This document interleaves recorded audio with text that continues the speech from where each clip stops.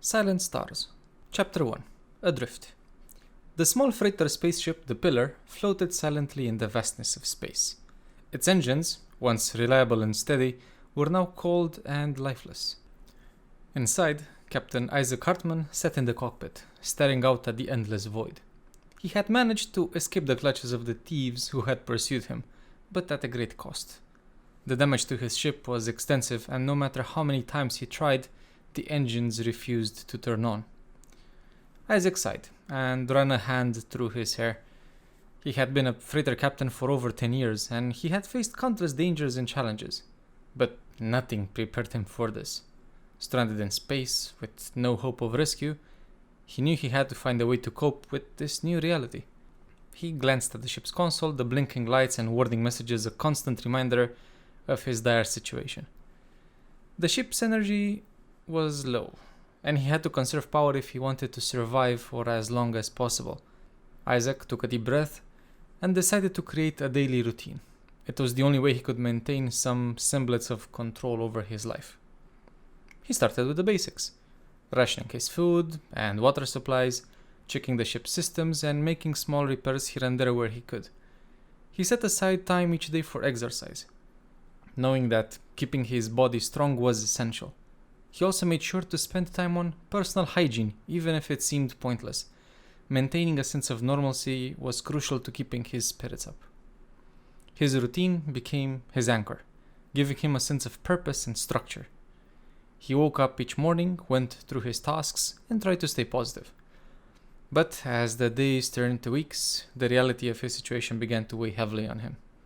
The silence of space was oppressive, and the loneliness was overwhelming. Chapter 2. A Flicker of Hope. One day, while checking the ship's engines, Isaac discovered a potential solution to his problem. The thieves had damaged the primary engine, but the secondary engine might still be functional. If he could get it up and running, he could at least maneuver the ship and possibly find a way to signal for help. With renewed determination, Isaac threw himself into the task. He spent hours in the engine room, working tirelessly to repair the secondary engine. He used every tool and every resource at his disposal, his hands becoming calloused and bruised from the effort. The days blurred together as he focused solely at the task at hand. After what felt like an eternity, Isaac finally managed to get the secondary engine operational.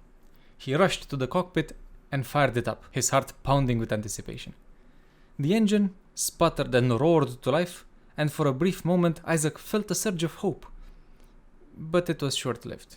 The engine faltered and died, leaving him once again adrift in space. Isaac slumped in his chair, the weight of his failure crashing down on him. He had put everything into that repair, and now he was back to square one. The isolation and hopelessness threatened to consume him, but he knew he couldn't give up. He had to find another way. Chapter 3. Solitude. As the days passed, Isaac's routine became more and more monotonous. The initial hope he had felt after discovering the secondary engine had faded, replaced by a deep sense of resignation. He went through the motions, completing his tasks with little enthusiasm. The silence of the ship was suffocating, and the loneliness gnawed at him. Isaac found solace in the small things. He spent hours staring out of the cockpit window, watching the stars twinkle in the distance. He imagined what it would be like to be out there, exploring new worlds and discovering new life. But those dreams felt distant and unattainable, like the stars themselves. He also found comfort in the memories of his past.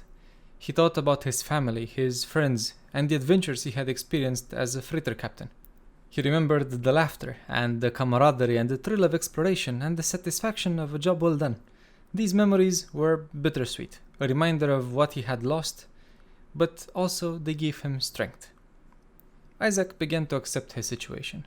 He knew that he might never be rescued, that he might spend the rest of his days drifting through space. But he was determined to make the most of the time he had left. He continued his routine, maintaining the ship and taking care of himself as best he could. Chapter 4. The Breaking Point. Weeks passed one after the other, and Isaac's isolation took its toll. He found it increasingly difficult to stay motivated, and his once strict routine began to crumble. He started skipping meals, neglecting repairs, and spending long hours in a state of lethargy. The ship's systems continued to deteriorate, and the energy levels dropped dangerously low. One day, while sitting in the cockpit, Isaac broke down.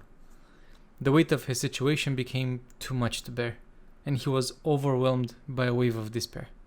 He cried out in frustration, his voice echoing through the empty ship. He had been so strong for so long, but now he felt utterly defeated.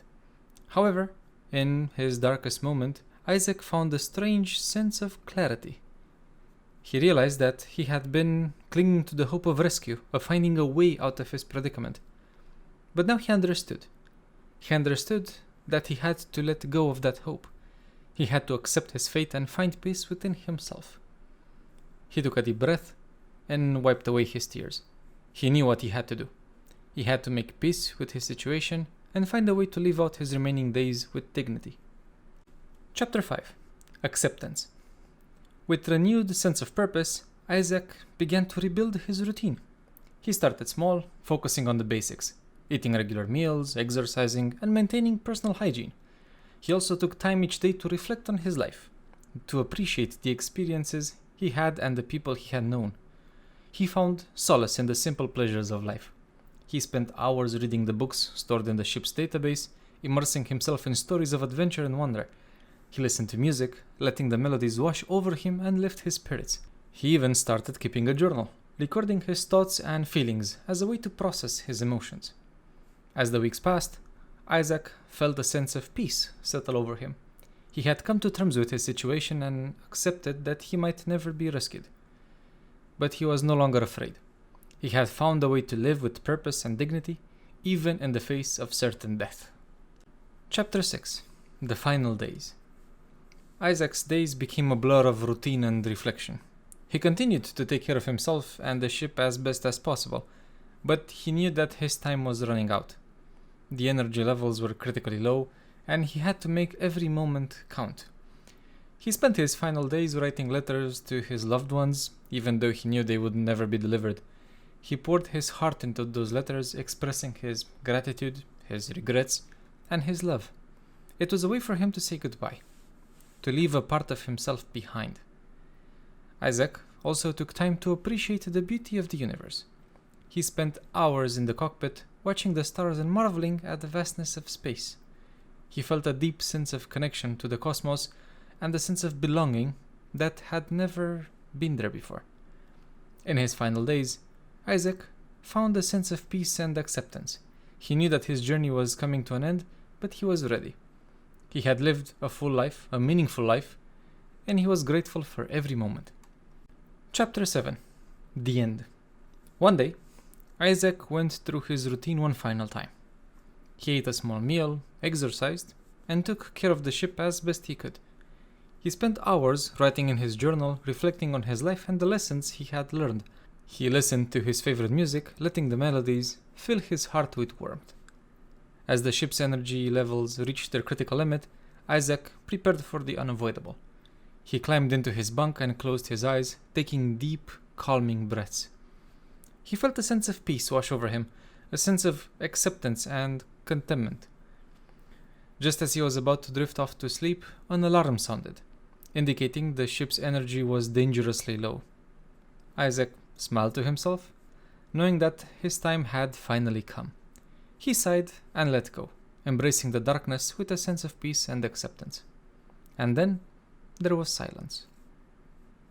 If you've enjoyed this story and would like to hear some more, do let us know in the comments below. And also, don't forget to like and subscribe. It helps us a lot. Thanks.